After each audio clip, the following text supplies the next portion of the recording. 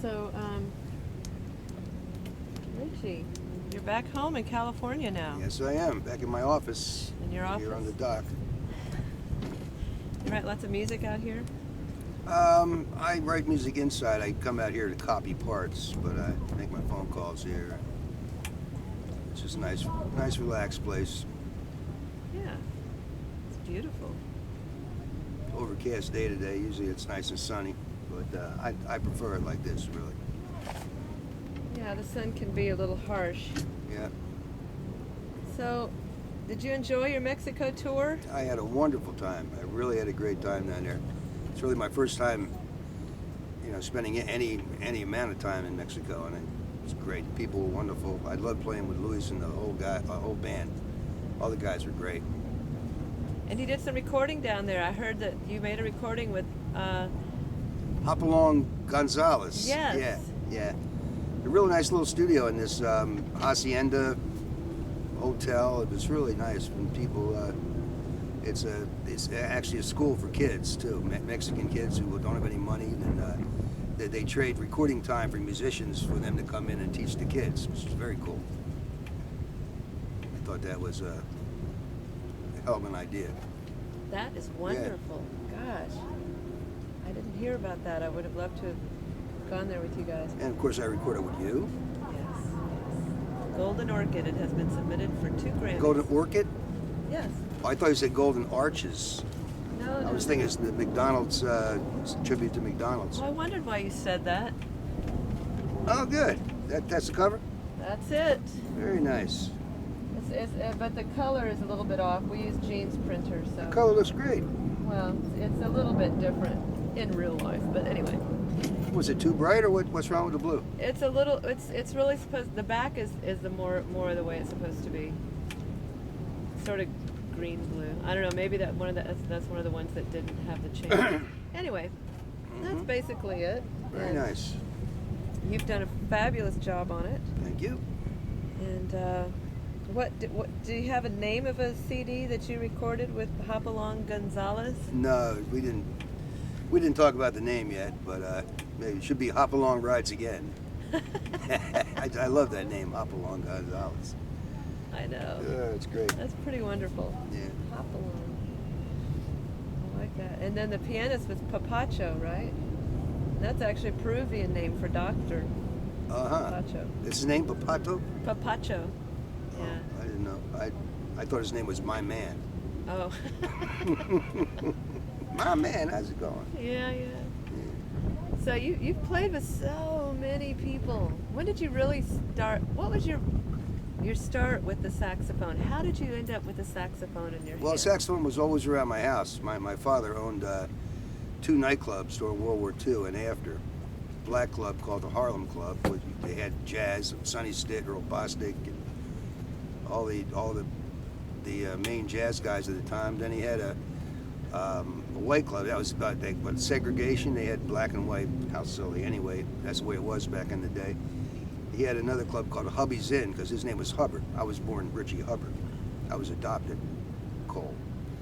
So it had a white club, and he brought in all the Las Vegas acts like Louis Prima and Keely Smith, to Trenton, New Jersey, of all places. And it was real popular because it was, like I say, during the war, and Fort Dix was like 25 miles away.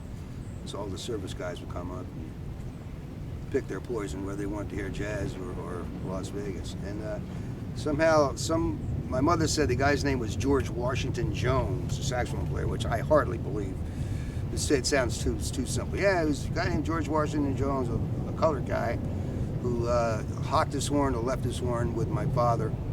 So I always had a saxophone in my life, alto saxophone, a little black box. And when I was young, I'd open it up and smell that old brass smell and push the buttons and see this button pushes that, and boom, boom, boom. And I got fascinated with it. So I started playing when I was 5, but my fingers were too small to reach the buttons. So I had to wait till I was about 9 or 10 to grow into it. And I knew that was what I wanted to do for life. No, never a doubt about it. Wow, that's exciting. Mm-hmm. I knew right away what I wanted to be. I wanted to be a saxophone player. Amazing. Gosh. So did you ever have lessons? Oh yeah, I took lessons right away. Did all the thing. I went through the whole elementary school and band and junior high and high school band, marching band, the post '93 American Legion band, the Happy Wanderers. Yeah, I went, took lessons, went to school, and won a scholarship to Berkeley. Entered a contest in Downbeat, won a full scholarship. You entered a contest in Downbeat magazine? Yeah. Sent in a tape, and I was chosen I got the main prize, a full scholarship to Berkeley. Wow. So. How old were you? About, I guess, 18 or so. 18. 17, 18. Yeah. Went there for 2.5 years, and then got the call to go join the Buddy Rich Band. That's where I would say my professional career started. 1969, January 1st, 1969. The Rumpus Room in Queens. Would you like some coffee? Sure. Let this noisy yacht go by. So I can hear you better. Yeah. Look at that Zodiac. I used to ride a Zodiac. You keep it down, buddy. Keep it down over there.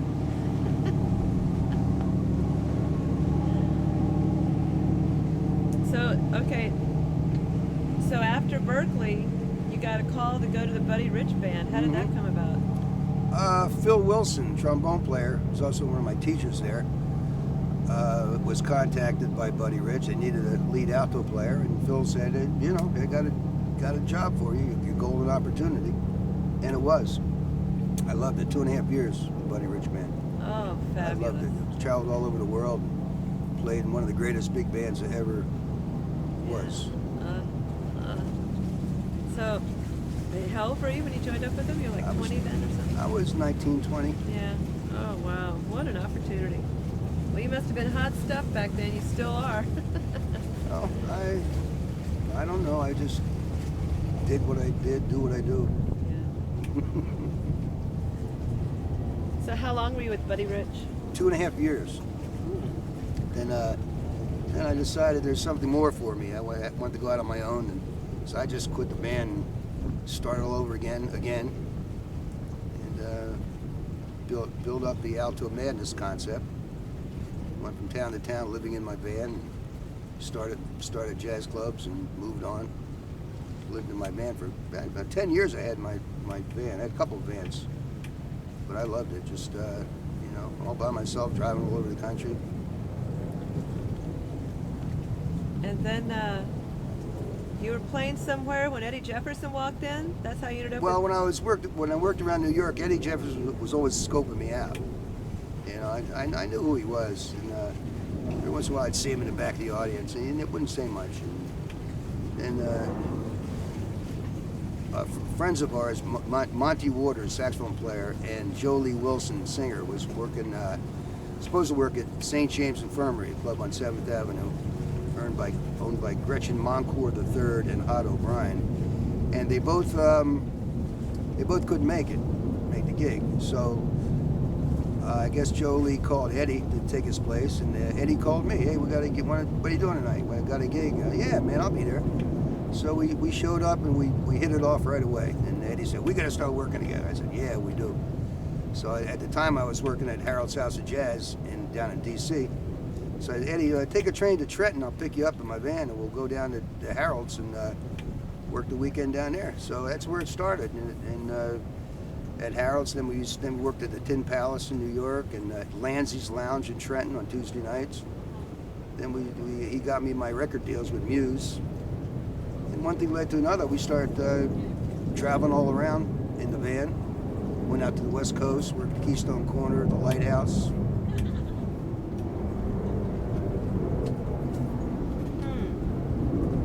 Sounds very, very, very exciting. Mm-hmm. What a life. You just went on and on and on and up and up and up. Harold's House of Jazz and St. James Infirmary. Those are both very famous places that I've heard other musicians talk about that they played at. Yeah, real good places.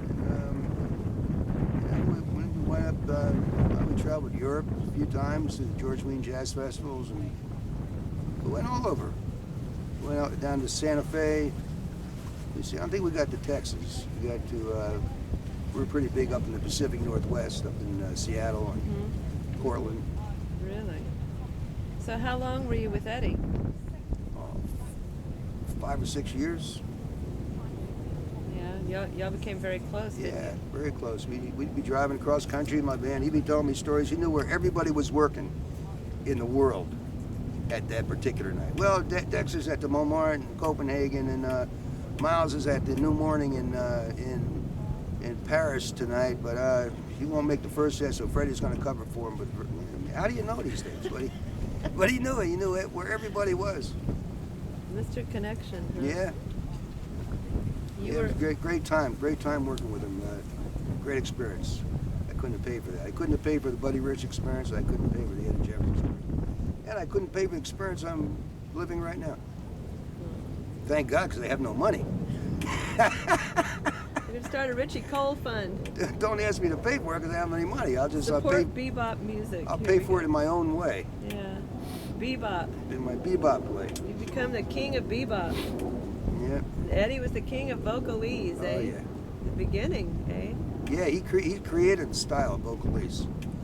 He created that. You know, the Moody's Mood for Love. That was Eddie Jefferson. Everybody gives King Pleasure the credit because King Pleasure hadn't made the hit record, but Eddie gave that song to him at a party in Pittsburgh. He wrote that song for his girlfriend. Eddie did. Yeah. In King Pleasure, there they were hanging out. Hey, hey, Eddie, can I sing that? Yeah, man, go ahead. And you wrote a few songs for and about Eddie. When did you write those? Were you with him when you wrote While those? I was with him, and some after Yeah. he died. He But did. most of them when we were together, because I wanted him to do them. Then I wrote this song, Eddie Jefferson, which is on your record, maybe 8-10 years after he died. I think you'll like the way I've put those together. Good. Those 3 songs with Yeah. Bobby. So, yeah, and you were there when Eddie died, weren't you? I was. Baker's Keyboard Lounge. Pardon Detroit. me? Baker's Keyboard Lounge in Detroit, yeah. Detroit. Terrible night. Terrible night. But I don't talk about it. Terrible loss for the world that night. Yeah. Anyway, he's more popular than ever now. Yeah. Eddie would be very happy. Everybody's catching on to the fact of where the real thing came from. And it came from Eddie Jefferson. So, I know you don't want to talk about it, but you had told me earlier that he actually died in your arms. He did, yeah. Oh my gosh. Yeah, killed by a crazy person. Somebody he knew. Used to stay with him. Bill Perryman, and he got away with it. Oh my gosh. That's a crime. Oh my gosh. Crime in itself, yeah. Oh. Well, I'm very sorry. Anyway, Very sorry, Richie. Must be very hard for you because y'all were very, very, very close. that's right. We were. Oh, He was like my father. yeah. I was 30, he was 60. I just have to run to keep up with him. Hey, slow down. Yeah, we've all sort of had our mentors in that respect, and they all seem to be, with all due respect, older men of color, shall we say? Yep. For you, it was Eddie. I was talking with Gene Perla earlier. For him, it was Elvin Jones. Yeah, right. For me, Spot Barnett back in San Antonio. Spot Barnett, who I never did meet. He's still alive, right? Oh yeah. very much alive. Good. As a matter of fact, I put a song that we Yeah, did on I that. saw in there, Spot Barnett. Clueless in Dallas. I did one song that we did, which is up for a song of the- Eptide. Yeah, I have Eptide on there. Oh, you got him to record Eptide with you? No. He didn't. It's right across from Eptide. No. He's not on that song. That's okay. just the list of musicians on one Oh, side, okay. the list of songs on the other. Oh, I see. Okay. Yeah, we had to figure out how to get everything in there. Yeah. Very nice. Mhm. Skinny Llama Productions. That's me. Okay. Well, you had a production company, a record label, or something at one time, didn't you? Well, it's always been everything I do is Alto Madness. Yeah, that's Alto it. Madness Records, but Alto Madness Music, my publishing company, and got a lot of mileage out of Alto Madness. I've been using that for 30, 40 years. Yeah. Yeah, since I was in college, I used that. So that's been 40 years, 40 some years. Really? Alto Madness. That's your. That. Would you like more coffee? Sure. That's your. That's your. Turn this off for a minute. Okay. Yeah. So. Alto Madness. Yes, it's kind of your trademark now, isn't it? Oh, it has been for 40 years. You were saying. That's amazing. That was during the day when every group had a handle, you know. Yeah. Blue Oyster Cult, Blood, Sweat, and Tears. Yeah. You know. Three dog night. Everybody, you know, Chicago. How many dogs were those? Chicago Transit Authority. Everybody, you know, everybody had a. That was during the day. So I got a handle. Alto Madness. I play alto. I'm a little nuts. And you have an Alto Madness band now in how many cities around the world? About 6. Hmm. Yeah. Well, and so that's really that kind of music that you play is still bebop, isn't it? Yeah, it's bebop, big band ensemble bebop. It's a combination of big band sound and plenty of room for improvising in a small group setting. Yeah. Okay. Best of both worlds. Yeah. Yeah. Well, you sounded great. All the times I've heard you in San Antonio and in Mexico, you sounded really wonderful. Thank you. We got a special presentation here in Los Angeles. Special material. I'm doing some of my songs from my Hollywood Madness album. Really? When is that? Well, that's still my most popular album, recorded in 1979. That shows you how my career's been going for the last 30 years. No, the Hollywood Madness. I had Eddie Jefferson, the Manhattan Transfer, Tom Waits, Brenda Vaccaro was on there at the end. But yeah, it's still my most popular. It's very well produced and like from the top to the bottom, it really makes a statement. So I did some Alto Madness orchestra arrangements to some of those songs. Hooray for Hollywood. And, we're doing that. I wrote one the Here's Johnny, the Johnny Carson Yes. theme, Yes. and a few other ones. We're doing mostly original material. Oh, great. Yeah. How fabulous. Well, and when is that? That's coming up? Yeah, next Friday and Saturday. Okay, I'll be there. You'll be there, I know. I know you'll be there with your camera. Yes. Very nice places too. Very nice settings. It's gonna look good. I got my music stands coming in from San Antonio. I just talked to John today. It charged me $100 and some. It usually costs me like $40 to send them. $120 it's gonna charge me to send these stands. I don't know why. John is or UPS is? No, UPS is not John. Okay. You know, I'm So- paying for it, but it's worth it. You know. Oh. I don't know why he didn't use the music stands at the Carmen's. You know, they were there. You know. Well, could you buy? Well, never mind. We'll talk about that. No. They're special stands. Oh, okay. Got So. my name on it with Alto Madness Oh. Orchestra, and like you know, when you walk in the room and you see the setup, you know something's going to happen. Yeah. Cool. They have lights and you know the whole Great. show. That's what I need to be doing. Yeah. Great. So, and that's this coming weekend. Alto Madness. Very cool. Bebop. Yeah, I was trying to, when I was singing, I redid the Eddie Jefferson song that you wrote for this CD, Golden Orchid. I re-sang it at Gene's studio in Pennsylvania, and he kept stopping me. Patrice, this is bebop. And you know how I sing. It's more Judy Garland / Karen Carpenter, somewhere in the middle, you know. He says, this is bebop. You got to swing this, babe. Come on, babe, you can do it. So bebop, and that term just, oh, there's a seal. That term just kept coming up and coming up, bebop, bebop, bebop. And so it occurred to me, you are really the king of bebop. I mean, every time I turn around, it's Richie Cole and bebop, Richie Cole and bebop, and you know, I hear bebop and your name comes up. Well, that's what I do. Yeah. And I spoke with Phil Woods briefly in Pennsylvania, who has agreed to an interview for this film. That's very good. Yeah, and he thinks as well you have a great bebop style about you, and you're That's just... what he said? Yeah. He enjoys your music. Good. Yeah. So, it's all good for you, and World's greatest living alto player, Phil Woods. Really? That's what I always say.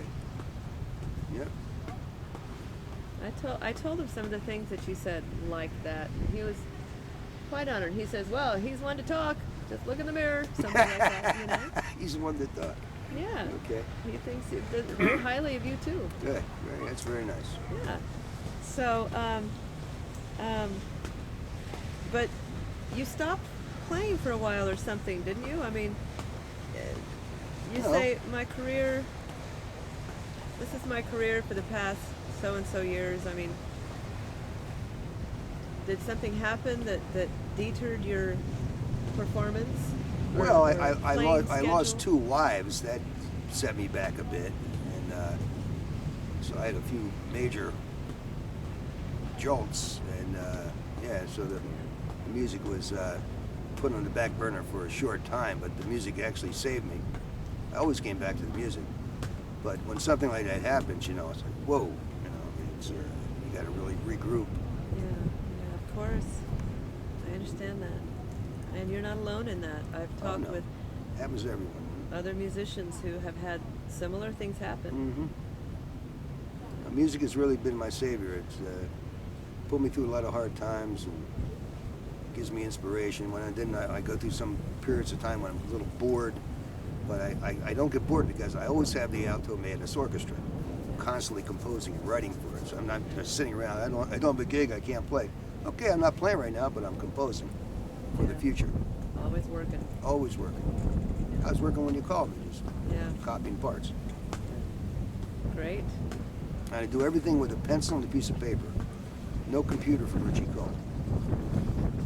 Completely non-technological. Say that 3 times real fast. Non-technological. I even bought a computer once for about a week. It almost broke me and my girlfriend up. Oh no. And she's a computer expert. I just couldn't get it. It's just not in me. But I like doing it with a pencil and a piece of paper. I'll challenge any computer with a pencil and a piece of paper. Okay. Oh wait, do that again. I'm taking a picture. Oh. Well, how exciting for you, though. What an exciting life you must have led. You've played all over the world, pretty much, right? I really have. I've played in all the places that I want to play. A few places I don't care to go to, but I'm the luckiest guy I know. Despite everything and everything that's gone down and up and down and in and out, I'm the luckiest guy I know. Oh, Richie, that's so nice to hear.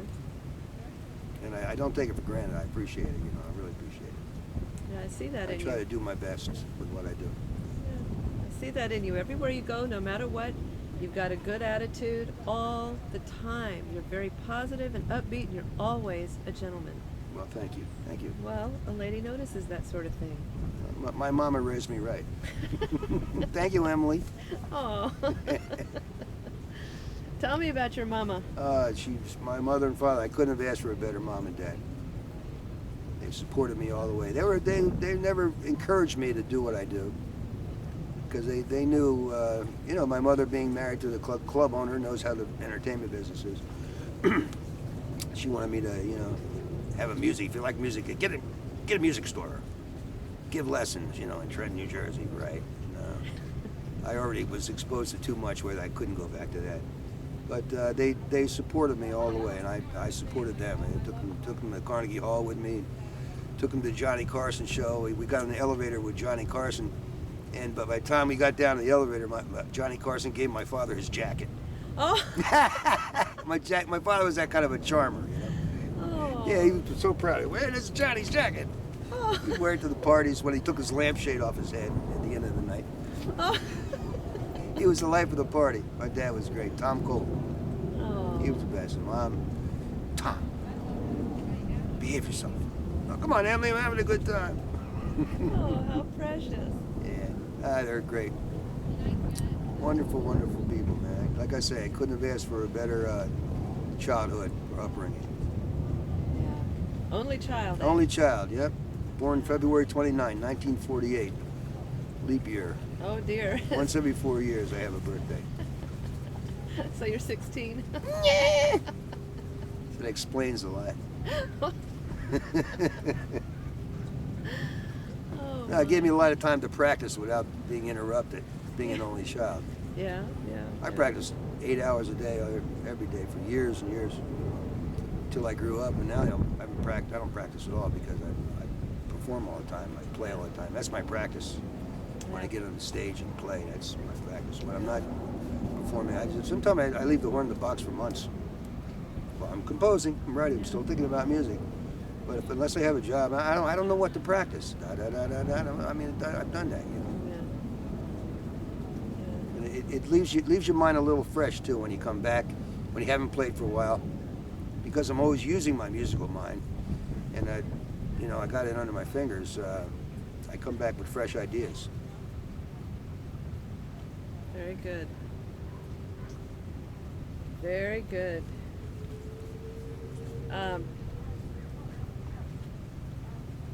Mr. Bebop. Has anybody ever called you that before? Yeah, I've been called that. So how do you see your life in the future? Oh, I just want to keep doing what I'm doing. Just keep doing it. Keep traveling around the world, spreading peace, joy, and happiness wherever I go. Keep composing, writing. I really love working with the Alto Manus Orchestra, my little four-horn big band. I really like doing that, and I like small groups too. It gives me more of a chance to improvise. But I love hearing what I write. Yeah, it's a real thrill to actually hear. You know, you see it on paper, you hear it in your mind. But, okay, guys, play this. But then they hear it, it's like, all right, you know, yeah, it works. Good. So I can hear all this in my head. Unfortunately, I mean, a lot of people hear music in their head, but because I studied and I was trained musically, I know how to write it down. You know, I hear it and I know how to write it down. That's what I heard. Play it. That's what it sounds like. A lot of people hear music, but they just don't know how to take it from their brain onto a piece of paper in front of a guy who can play it. Right. Excellent. So I'm really I feel fortunate that I somehow instinctively knew to do that at a young age. It's hard to do that at an older age to start. But No. I ever since I've been playing the saxophone, I've been writing music, even little things, you know. Yeah. Very good. What's the earliest thing you wrote that you recall? Oh, I really don't know. I remember in high school though, I wrote a symphony. I don't know how I did that. We performed it with the Ewing High School Orchestra. Harlem Nocturne. We had violins and timpani drums and cymbal and I don't know how I wrote it because I didn't know that much In high back school? then. In high school. But there's a tape around of it. Really? Yeah. Harlem is like really good. Timpani drum, boom, boom, New York, cymbals, bam, trumpets, violins. And I didn't know that much back then. I don't know how I did it. But I listened to it, I said, man, how did I do it? Because I didn't know that much. I don't know that much now. I haven't written for symphony orchestras. I'm kind of afraid to, you know, it's kind of like bite off more than I can chew because I have so much respect for people who can really do that. You know, that I shy away from it. I keep my writing. I write big band arrangements too, but too many parts to copy. Third, fourth trumpet parts, trombone parts. But so I like writing for the four horns because I could do two arrangements a day doing that and copy the parts. I'll try to find you that tape. That might have put that somewhere in the thing with the symphony orchestra. Yes, that would be beautiful. Yeah, I got Richie it Cole's somewhere. first tune. Then I wrote a piano piece, which again, I don't play piano. I compose on a piano, but I couldn't sit down and write and play you a song. But I wrote a song called "Ode to an Atonal A Minor," which it's a piano part. I wrote the piano part. I don't know how I did it. I can't do that now. And the alto part, and it's really like avant-garde, really out there. And When was this? that's on the same tape. Oh. But the music I gave it to my first girlfriend. Oh. And that's who knows where that is now. I wish I kept the music. I shouldn't have been so sentimental, even back then. But you have the tape Got the tape, yeah. somewhere. Yeah, somewhere. Chicago, here. I can see it somewhere. I'll be able to find it. Okay. How's your coffee? Need more coffee? Yeah. But turn that off for a minute. Yeah.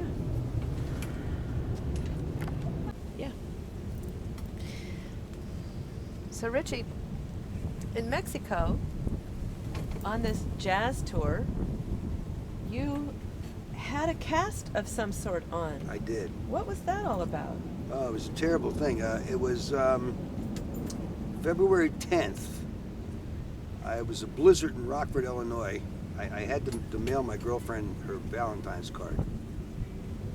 I had to do it, which I wanted to do. So I walked through the blizzard, and I mailed it, went to the post office, was walking home, and I was walking on what I thought was a clear sidewalk because it was shoveled. I said, yeah, I was confident. So walking, and but at the end of the sidewalk was a thing they call black ice. You can't see it. So I just, bam, this happened so quick, I didn't know what happened. I just went flying up in the air, bam, I came down. I think my foot went like this, and I broke my foot off my leg, as it turned out. My foot was like this on my leg, which I didn't want to believe. I said, because I broke my foot before, and I thought it was a sprain, I thought it was a sprain. So for almost 3 months, I walked around with it, with a broken foot. And I was working at a jazz society in New Hampshire, or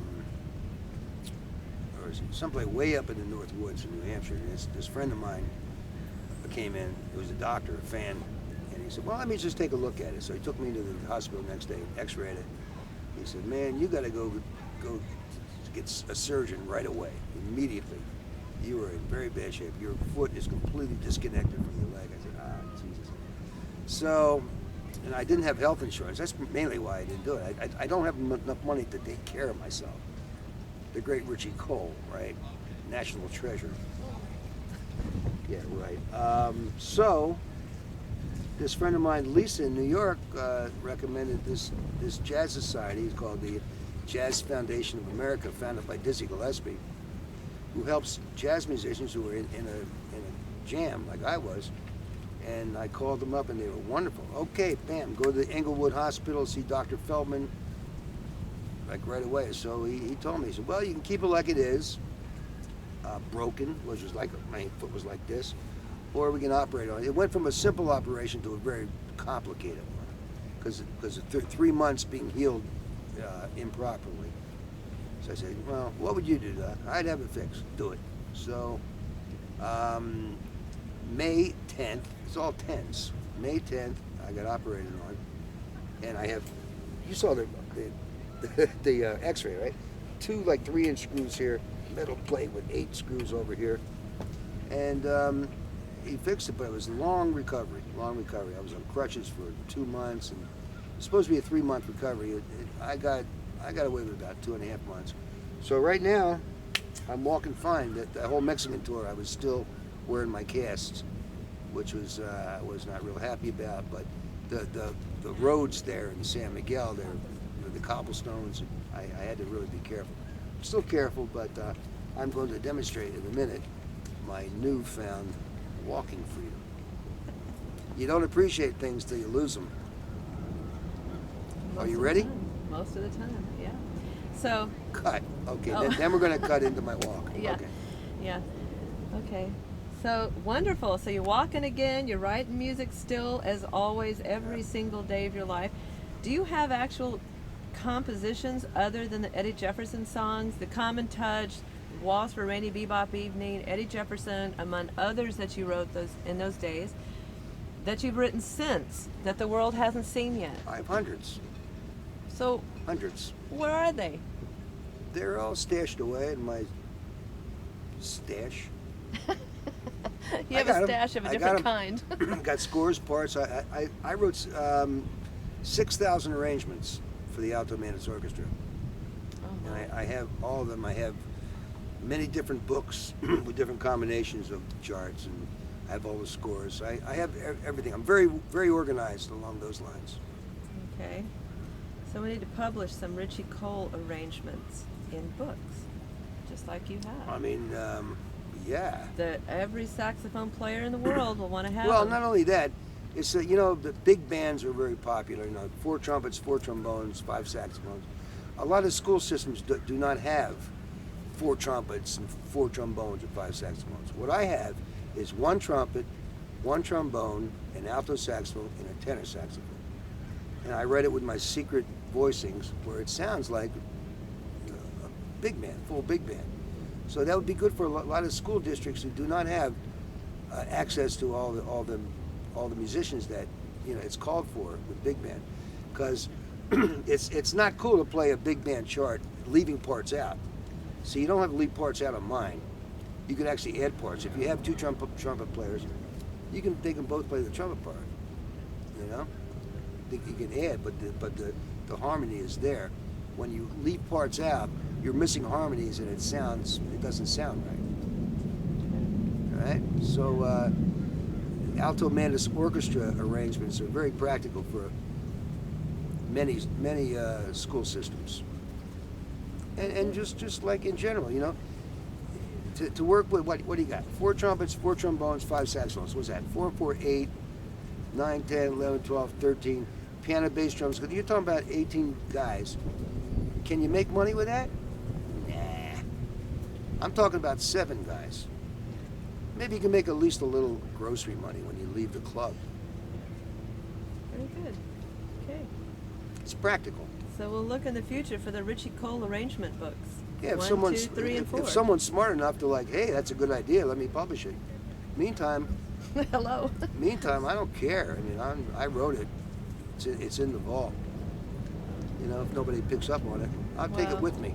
We're there, I got a honey. big grave about the size of this. Oh my God. About the size of this pier. I'm gonna have all my arrangements buried with me.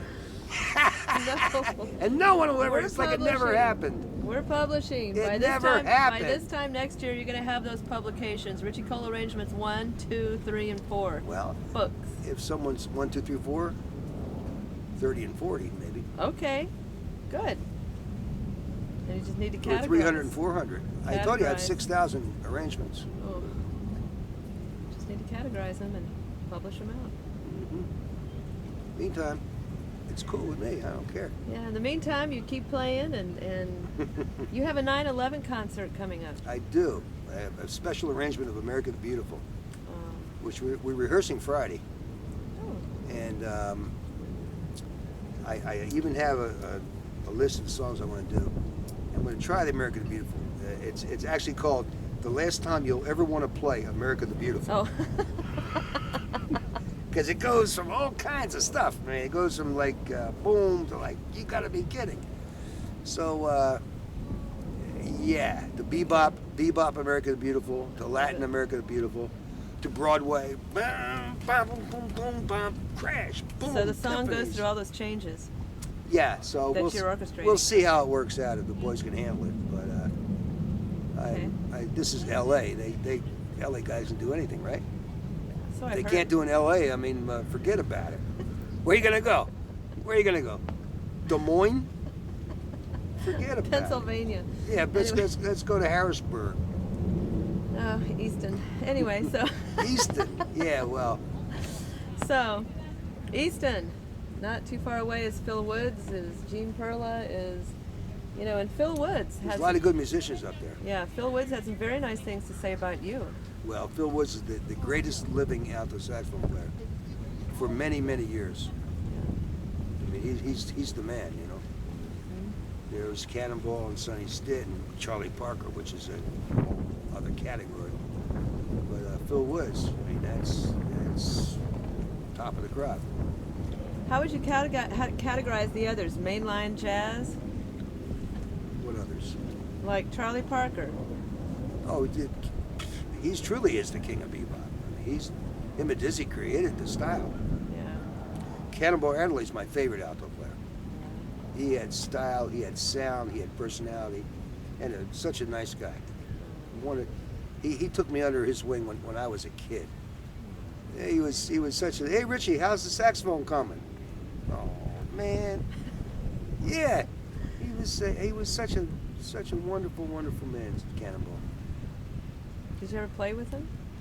No, we never played together.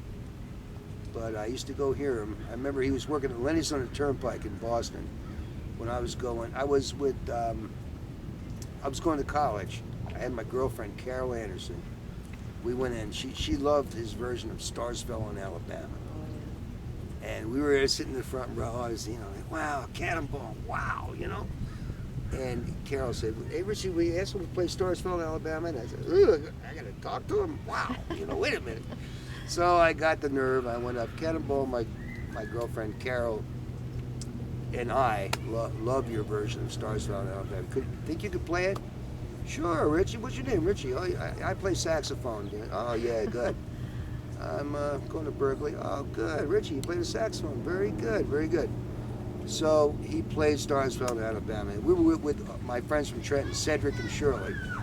And after the concert, Roy McCurdy was there, who works with me now in Los Angeles.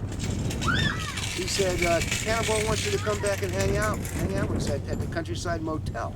That was really? So we went, me and Carol and Cedric and Shirley went back and hung out with them at the Countryside Motel. Roy McCurdy and Walter Booker, Joe Zawinul.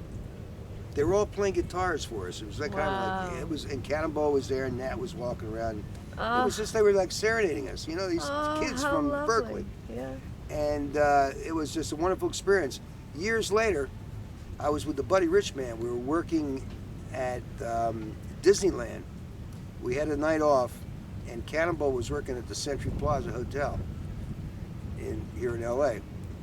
So I went to see Cannonball. Long hallway, walking down there.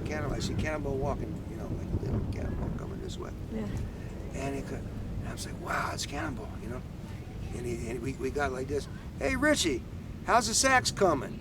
Oh, he remembers. This is years later. Oh my God. Yeah, I'm with you, honey. I was like unbelievable. Hey, how you doing, Richie? How's this? You remember my name? How's the sax coming? I said, well, yeah, it's gone good. I'm working with the Buddy Rich Band now, and we're trying. Oh, I'm so proud of you, man. Oh. Nice. Cannonball Adderley. Wow. And what a gentleman. He knew how to talk to people, And now, ladies and gentlemen, we would like to present. And he was a school teacher from Tallahassee, so he knew how to talk. First class guy. I'll never forget it. He taught school in Tallahassee too? He taught school in Tallahassee. He was a school teacher. Cannonball Adderley. Yeah. Wow. Then he came to New York and shocked everybody. Everybody. Out of nowhere, here comes this guy. In fact, Phil Woods told me a story that when Cannonball came, Phil Woods, Charlie Parker died. And Phil Woods, Jackie McLean figured, okay, easy pickings now. And no. Here comes Cannonball Adderley from Florida. And it was like, whoa, wait a minute. Yeah. The plot thickens. Ah. Yeah. Just like Sonny Rollins thought he had it sewed up until John Coltrane came around and said, wait a minute. That's why Sonny Rollins went to the bridge. Mm-hmm. Oh, it's all such a perfect plan, It is what it is. Thank God you're part of it all. I'm glad to be part of it all. Yeah. Luckiest guy I know. Yeah. I'm gonna coach it. I remember my last gig with the Buddy Rich Band, the Newport Jazz Festival, 1971. Oh, it was the battle of the saxophones of the century. It was Cannonball Adderley, Phil Woods, Sonny Stitt. I'm hanging out with them backstage, They're all like hanging. Yeah, they're all having a good time, partying and everything. And here's Dionne Warwick. She was first before them. Dionne Warwick gets up, and I left the guys, went to the back of the festival grounds, just watching, because I wanted to see this. First of all, I was thrilled to be in the presence of those three guys. And Dionne Warwick singing, "What the world needs now is love, sweet love," and a riot broke out. I was there in the fence. The cops said that the hippies were jumping over the fence, attacking. No, the cops started it. I was there. And then the hippies did come over the fence, and then the cops started a big riot. I was looking, what the hell's going on here? And she's singing, "What the world needs now." Then George Wein comes out and says, "Ladies and gentlemen, The Newport Jazz Festival is now ended. We are closing the concert. The cops started it. I saw it. I was there. The Battle of the Saxophones never happened. Oh. And that was the end of the Newport Jazz Festival for at least 10 years in Newport. I was there. I saw it with my own eyes. The cops instigated it because the people, the hoity-toities of Newport, wanted the jazz festival out of town. Oh no. I was there. And I'm just pissed off I never heard the Battle of the Saxophones of the century. So Cannonball, Sonny Stitt, Phil Woods had to go home without playing. And they were ready. They were ready. And that was my last gig with Buddy Rich Band, because we had played earlier. That's when I said, you know, I think it's time for me to go do my own thing. I got in my Volkswagen bus and headed west. And left the band, left the jazz scene, big band jazz scene, to start my own thing. July 1971. Then came Alto Madness.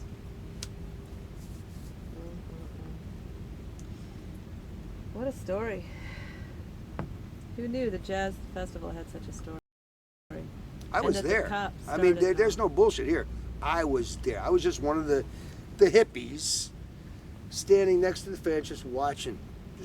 I didn't say nothing, didn't do nothing. I saw it all happen. You know? So, and you say Brenda Vaccaro played on one of your CDs? She sings? When I did my Hollywood Madness album, I wrote a composition about Eddie Jefferson, the Manhattan Transfer, sang a beautiful story about Eddie. And it was kind of a production number. And at the end, Brenda says, "That's Hollywood," Oh. with that voice of hers. Yeah. And she was just nominated for an Emmy Award. Yeah, Kevorkian. Yeah. That was last Kevorkian, Sunday. That was yeah. last Sunday. I'm so pissed off that she didn't win. I know. Did you see the one who won? No. She was giggling and goofing. I'm like, what? I know. Brenda should have won that. Well, you were close to Brenda at one time, Yeah, right? we were very close.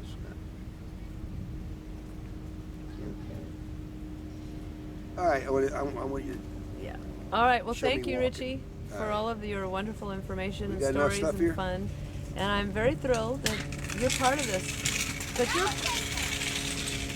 very thrilled that you're part of the jazz tour, that I've gotten to know you in San Antonio before all of this. It's just that I've gotten to know you.